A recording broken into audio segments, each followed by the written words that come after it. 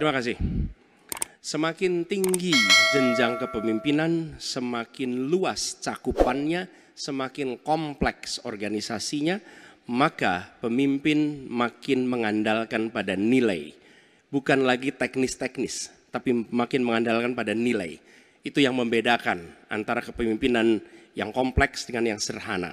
Nah, pertanyaan yang ingin saya sampaikan kepada Bapak adalah apa hubungan antara standar etika seorang pemimpin negara dengan kemampuannya dalam menjaga pertahanan, keamanan, dan kedaulatan negara. Terima kasih. Saya sependapat bahwa semakin tinggi, semakin kompleks, memang kepemimpinan itu butuh nilai. Nilai-nilai yang sangat fundamental. Pertama, nilai adalah cinta tanah air. Kedua, kejujuran. Ketiga, kebersihan yang Bapak bolak-balik ngomong. Harus memberi contoh. Tidak boleh korupsi dengan bentuk apapun. Jadi saya sependapat harus ada kepemimpinan berdasarkan nilai. Ya. Jadi hubungan dengan etik benar. Ya, kita harus beretik dengan benar. Ya, jujur. Apa yang kita katakan itu ya yang ada di hati kita. Jangan lain di mulut, lain di hati. Dan harus cinta tanah air. Pertahanan ini sakral bagi kita. Ini menyangkut keselamatan kita. Jangan karena ambisi pribadi kita menghasut dan menyesatkan rakyat.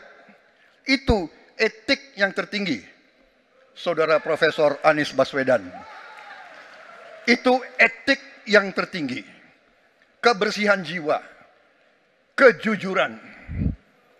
Kesetiaan kepada rakyat. Sekali lagi, jangan karena ambisi pribadi kita menyesatkan rakyat, kita menghasut rakyat, kita membahayakan pertahanan keamanan rakyat. Kasihan prajurit-prajurit yang sedang berjuang untuk menjaga kita.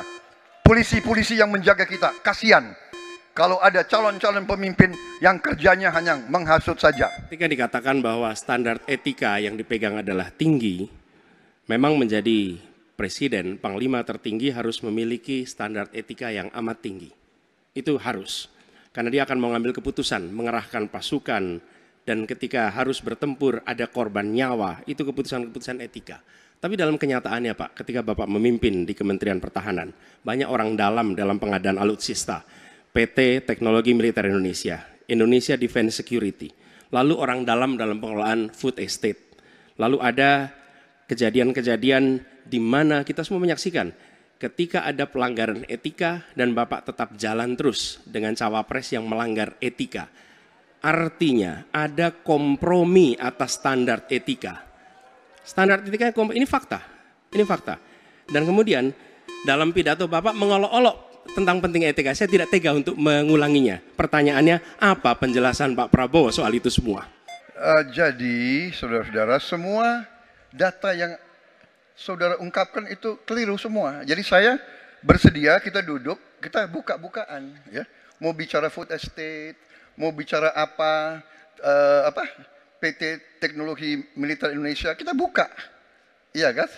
Jadi di mana masalahnya? Nah, saudara bicara etik, ya kan? Saya tuh keberatan karena saya menilai, maaf ya, karena Anda desak saya terus terang aja saya menilai Anda tidak pantas bicara soal etik.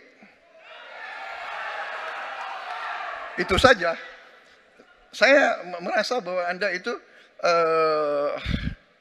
posturing, ya. Anda tuh menyesatkan. Itu aja, ya. Saya boleh berpendapat kan?